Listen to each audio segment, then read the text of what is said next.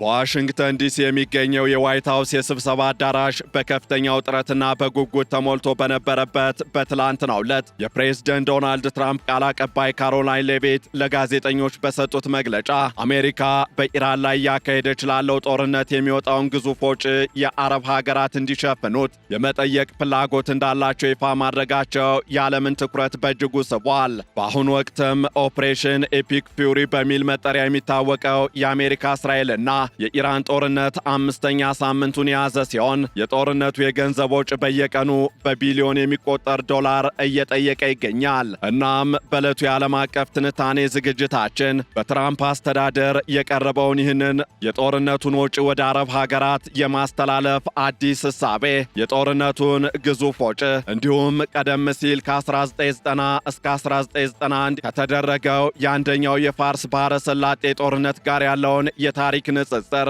ከዚህ ባሻገርም ይህ ውሳኔ በአሜሪካ ግብር ከፋዮችና በአረብ ሀገራት ላይ የሚኖረውን ምጣኔ ሀብታዊና ፖለቲካዊ አንድምታ እንመለከታለን። ዓለም አቀፍ የትንታኔ ዘገባ ዝግጅቱ ጋር ታሪኩ ጋሹ ነኝ።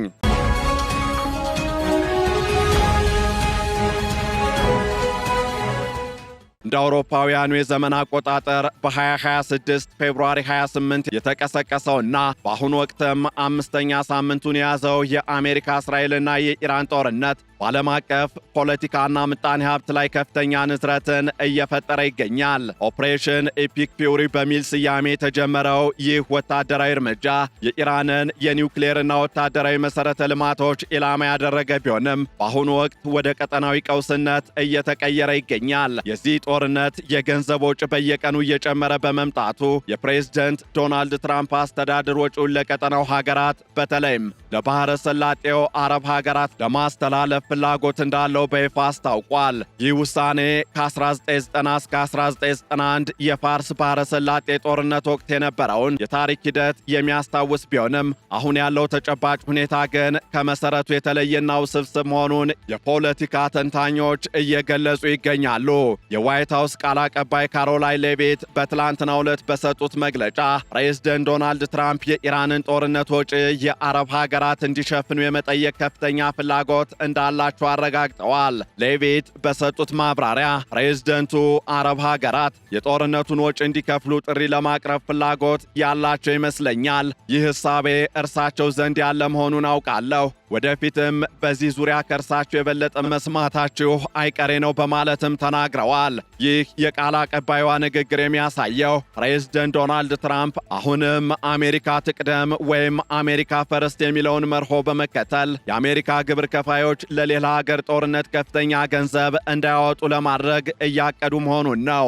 ይህም ማለት አሜሪካ ለቀጠናው ደህንነት የምታደርገው ወታደራዊ ድጋፍ በነጻ የሚሰጥ ሳይሆን የአረብ ሀገራት ለራሳቸው ሕልውና ሲሉ በገንዘብ ሊደግፉት የሚገባ ተግባር ነው የሚል እምነት በዋይት ሃውስ ውስጥ መንገሱን ያሳያል። ለአሜሪካ ግብር ከፋዮች ይህ ውሳኔ ትልቅ ትርጉም እንዳለውም እየተነሳ ይገኛል። በአሁኑ ወቅትም ጦርነቱ በሳምንት በቢሊዮን የሚቆጠር ዶላር እያባከነ ይገኛል። ፕሬዝደንት ዶናልድ ትራምፕ ወጪውን ወደ አረብ ሀገራት ማዞር ከቻሉ በአሜሪካ የሀገር ውስጥ በጀት ላይ የሚፈጠረውን ጫና ይቀንሳሉ ተብሎም ይታሰባል። ሆኖም ለአረብ ሀገራት ይህ ጥያቄ ከፍተኛ ስጋትና ጫናን የሚፈጥር ነው። እነዚህ ሀገራት በአሁኑ ወቅት በኢራን ሚሳይሎችና ድሮኖች ጥቃት እየደረሰባቸው ባለበት ሁኔታ ተጨማሪ ቢሊዮን ዶላሮችን ለጦርነት ወጪ እንዲሰጡ መጠየቃቸው በምጣኔ ሀብታቸውና በፖለቲካዊ ውሳኔያቸው ላይ ፈተናን ይጋርጣል። በተለይም ኢራን የሆርሙዝ ባህር ወሽመጥ መዝጋቷን ተከትሎ የነዳጅ ገበያው በመቃወሱ የአረብ ሀገራት የገቢ ምንጭ ላይ ተጽዕኖ እያሳደረ ባለበት በዚህ ወቅት ይህ ጥያቄ መቅረቡ ግንኙነቱን ሊያሻክረው እንደሚችልም ከወዲሁ እየተገመተ ይገኛል። በሌላ በኩል ደግሞ የአሁኑ የኢራን ጦርነት በ5 ሳምንት ውስጥ ያስከተለው ወጪ እጅግ ከፍተኛ መሆኑም አሳሳቢ ጉዳይ ተደርጎ ተወስዷል። እንደ ስትራቴጂካዊና ዓለም አቀፍ ጥናት ማዕከል ወይም ሲኤስአይኤስ ትንታኔ ከሆነ ጦርነቱ በመጀመሪያዎቹ 6 ቀናት ብቻ 11.3 ቢሊዮን ዶላር ጠይቋል።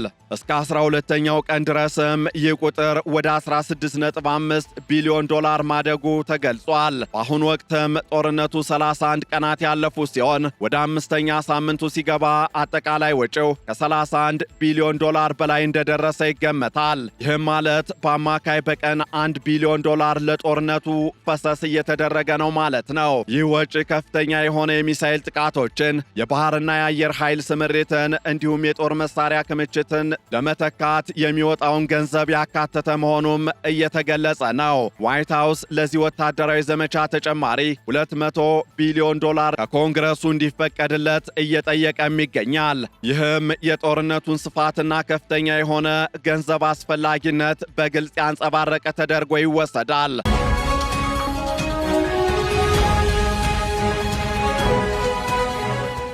በሌላ በኩል ደግሞ የአረብ ሀገራት የጦርነቱን ወጪ እንዲሸፍኑ ለመጠየቅ የቀረበው የሞራልና የሕግ መሰረት በ1991 የፋርስ ባህረ ሰላጤ ጦርነት ተሞክሮ ላይ የተደገፈ ነው። በወቅቱ ሳዳም ሁሴን ኩዌትን በወረረ ጊዜ አሜሪካ መር የሆነው ጥምረት ኩዌትን ነፃ ለማውጣት ባደረገው ዘመቻ የአረብ ሀገራት ከፍተኛ የገንዘብ ድጋፍ ማድረጋቸው ይታወሳል።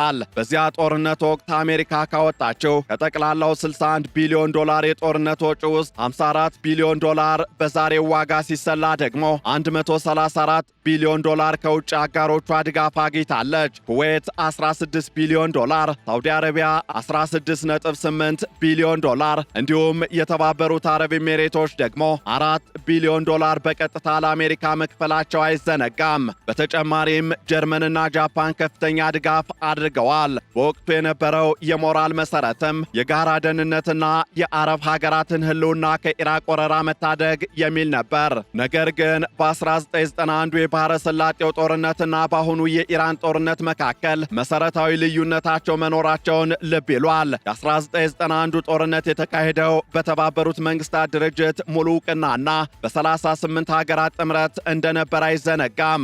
ዓላማውም የተወረረችውን ኩዌትን ነፃ ማውጣት እንጂ የኢራቅን መንግስት መገልበጥ አልነበረም። የ2026ቱ ጦርነት ግን አሜሪካና እስራኤል ያለምንም የተባበሩት መንግስታት ድርጅት ውሳኔና ያለ ሰፊው ዓለም አቀፍ ጥምረት በራሳቸው የጀመሩት ቅድመ ጥቃት ወይም ፕሪኢምፒቲቭ ስትራይክ ነው። ፕሬዝደንት ዶናልድ ትራምፕ እንዳሉት የዚህ ጦርነት ዓላማም የመንግስት ለውጥን በኢራን ማምጣት እንደሆነ አስቀድሞ ይፋ ተደርጓል። ፕሬዝደንቱ የመንግስት ለውጥ ተካሂዷል ማለት ይቻላል፣ ምክንያቱም የቀድሞ ስርዓት መሪዎች አልቀዋል።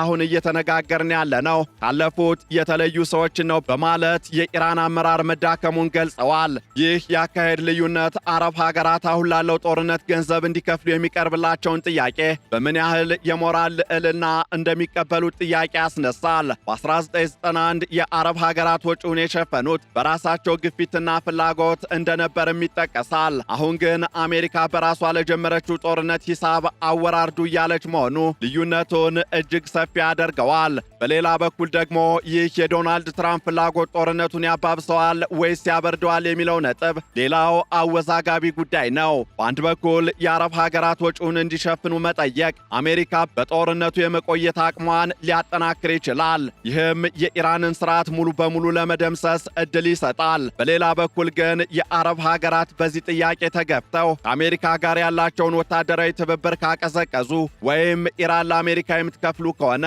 ኢላማችን ትሆናላችሁ የሚል ማስፈራሪያ ካከለችበት ቀውሱ ወደማይፈለግ አቅጣጫ ሊሄድ ይችላል።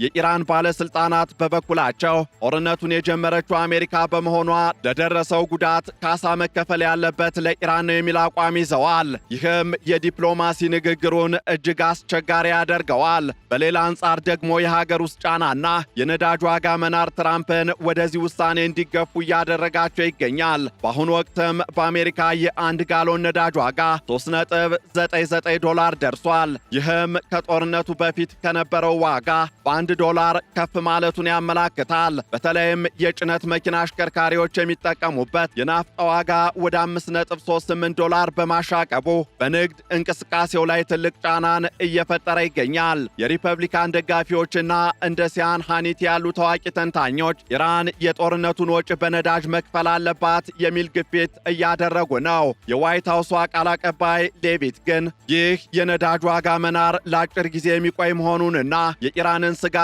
ለአንዴና ለመጨረሻ ጊዜ የማስወገድ ስትራቴጂካዊ ፋይዳው ከዋጋው እንደሚበልጥ ተከራክረዋል። ይሁን እንጂ የኢኮኖሚ መቀዛቀዙ በትራምፕ አስተዳደር ላይ የፖለቲካ ስጋት እየፈጠረ በመሆኑ ወጪውን ለሌሎች በማካፈል የሀገር ውስጥ ቁጣን ለማርገብ እየሞከሩ መሆኑ ግልጽ ነው። የአረብ ሀገራትም የኢራንን ጦርነት ወጪ ለመሸፈን ፈቃደኛ ይሆናሉ ወይ የሚለው ጥያቄ የአሁኑን ግጭት ውጤት የሚወስን ትልቅ ጉዳይ ይሆናል። በ1991 እንደነበረው ኩዌትና ሳውዲ አረቢያ ለህልውናቸው በቀጥታ የሚያሰጋ ወረራ አልገጠማቸውም። ይልቁንም አሁን ያለው ጦርነት አሜሪካ የኢራንን ተሰሚነት ለመቀነስ የጀመረችው እንደሆነ ያምናሉ። በመሆኑም በቀጥታ ገንዘብ የመክፈል ዕድላቸው አነስተኛ ሊሆን እንደሚችል ይገመታል። ይሁን እንጂ አሜሪካ በንግድና በደህንነት ስምምነቶች በኩል ጫና ካደረገችባቸው ምናልባትም በነዳጅ ዋጋ ቅናሽ ወይም በተዘዋዋሪ ወታደራዊ ድጋፎች ወጪውን እንዲካፈሉ ሊደረግ ይችላል። ነገር ግን ይህ ውሳኔ በአረብ ሀገራት የሀገር ውስጥ ፖለቲካ ላይ ተቃውሞ ሊቀሰቅስና ከኢራን ጋር ያላቸውን ግንኙነትም ወደማይቀለበስ ጠላትነት ሊቀይረው ይችላል። ወደፊት ምን ሊከሰት ይችላል የሚለውም ሌላው ጥያቄ ሆኖ ቀጥሏል። ኢራን በአሁኑ ወቅት በባህረ ሰላጤው ሀገራት በሚገኙ ሆቴሎች፣ አየር ማረፊያዎችና የኃይል መሠረተ ልማቶች ላይ የድሮን ጥቃቶችን እየሰነዘረች ነው። የሆርሙዝ የባህር ወሽመጥ ተዘግቶ መቆየቱ ዓለም አቀፍ የነዳጅ እጥረትን ሊያባብስ ይችላል። አሜሪካም ለአረብ ሀገራት የምታቀርበው የክፈሉ ጥያቄ በይፋ ሲቀርብ እንደ ሳውዲ አረቢያና የተባበሩት አረብ ኤሚሬቶች ያሉ ሀገራት የሚሰጡት ምላሽ የጦርነቱን ቀጣይ ምዕራፍ የሚወስን ጉዳይ ይሆናል። ምናልባትም ትራምፕ ገንዘብ ካልከፈላችሁ ወታደሮቻችንን እናስወጣለን የሚል ዛቻ ካከሉበት የቀጠናው ሀገራት ለደህንነታቸው ሲሉ ለመክፈል ሊገደዱ ይችላሉ። ሆኖም ይህ አይነቱ ግንኙነት የረዥም ጊዜ ወዳጅነትን የሚሸረሽርና አሜሪካ በቀጠናው ላይ ያላትን ተሰሚነት አደጋ ላይ የሚጥል ሊሆን ይችላል። ሌላው ሊታሰብ የሚገባው ጉዳይ ደግሞ የኢራን ምላሽ ተደርጎም ይወሰዳል። ኢራን አረብ ሀገራት የአሜሪካን ጦርነት በገንዘብ ከደገፉ ጥቃቷን ወደ እነዚህ ሀገራት የመሠረተ ልማት ተቋማት እንደምታዞር አስጠንቅቃለች። ይህ ደግሞ ቀጠናውን ወደ ሰፊ እርስ በርስ ጦርነት ሊከተው ይችላል።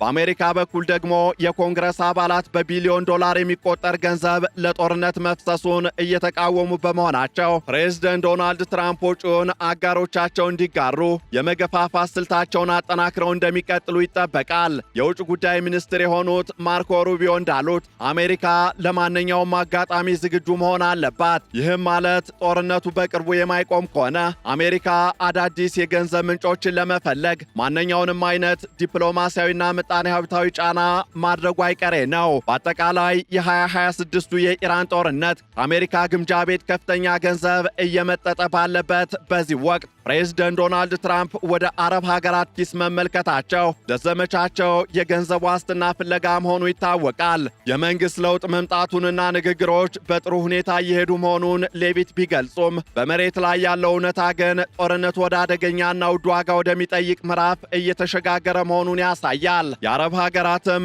እንደ 1991 በፈቃደኝነት ይከፍሉ ወይስ በአሁኑ የኃይል ሚዛን ተገፍተው ሂሳብ ያወራረዱ? የጦርነቱ ቀጣይ ሳምንታት የሚያሳየው ጉዳይ ይሆናል። ጦርነቱ በቶሎ ካላቆመ ግን ዓለም አቀፉ የነዳጅ ገበያና የቀጠናው ሰላም ወደማይመለስበት ቀውስ ሊገባ እንደሚችል ግልጽ ነው። የአሜሪካ ግብር ከፋዮችም ሆኑ የአረብ ሀገራት መሪዎች አሁን ለሚቀርበው ጥያቄ የሚሰጡት ምላሽ የ21ኛው ክፍለ ዘመን የመካከለኛው ምስራቅን ታሪክ ዳግም የሚጽፍ ይሆናል። ጦርነቱ በምጣኔ ሀብት ብቻ ሳይሆን በሰው ሕይወት ላይም እያስከተለ ያለው ጉዳት ከፍተኛ በመሆኑ የገንዘብ ክፍያ ጥያቄው ከፖለቲካዊ ውሳኔዎች የበለጠ የሞራል ጥያቄ ሆኖ እንደሚቀጥል ይታመናል። እናም የፕሬዝደንት ዶናልድ ትራምፕ አስተዳደር የኢራንን ጦርነት ወጪ ለአረብ ሀገራት ለማካፈል ያለው ፍላጎት በአሜሪካ የግብር ከፋዮች ጫናን መቀነስ በሚል መሪ ቃል የተደገፈ ቢሆንም በተግባር ግን በአሜሪካና በመካከለኛው ምስራቅ አጋሮቿ መካከል ያለውን ግንኙነት ፈተና ፈተና ላይ የሚጥል ወጥመድ ተደርጎ ይወሰዳል። የ1991 የባሕረ ሰላጤው ጦርነት አርያነትም ለአሁኑ ግጭት ሙሉ በሙሉ ሊሰራ የማይችልበት ምክንያት የጦርነቱ ሕጋዊ መሠረት፣ የጥምረቱ ስፋትና ስትራቴጂካዊ ግቡ በመሠረቱ የተለየ በመሆኑ ነው። በ5 ሳምንታት ውስጥ $35 ቢሊዮን የወጣበት ይህ ውድ ጦርነት በነዳጅ ዋጋ መናር ምክንያት በአሜሪካ የሀገር ውስጥ ፖለቲካ ላይ ትልቅ ንዝረትን እየፈጠረ ይገኛል። የአረብ ሀገራትም ክፍያው እንዲፈጽሙ የሚቀርብላቸው ጥያቄ ጦርነቱን የማብረስ ሳይሆን ይልቁንም ቀጠናዊ ፍጥጫውን የማባባስ ዕድሉ ሰፊ ነው። በመሆኑም ወደፊት የሚከናወኑ ዲፕሎማሲያዊ ንግግሮች የገንዘብ ክፍያውን ጉዳይ ብቻ ሳይሆን የቀጠናውን አጠቃላይ የደህንነት መዋቅርና የወደፊት የኃይል ሚዛን የሚወስኑ ይሆናሉ። ዓለም አቀፉ ማህበረሰብም ሆነ የአካባቢው ሀገራት አሜሪካ ከጀመረችው ጦርነት ራሷን ለማውጣት የምትከተለው ይህ ሂሳብ እንጋራ የሚል ስልት የሚያስከትለውን የረዥም ጊዜ ፖለቲካዊ ዋጋ በትኩረት መከታተል ይኖርባቸዋል። ይህንን ዓለም አቀፍ ትንታኔ ስናዘጋጅ ቢቢሲ፣ ሮይተርስ፣ አልጀዚራ እንዲሁም ሲኤንኤንን በዋቢነት ተጠቅመናል።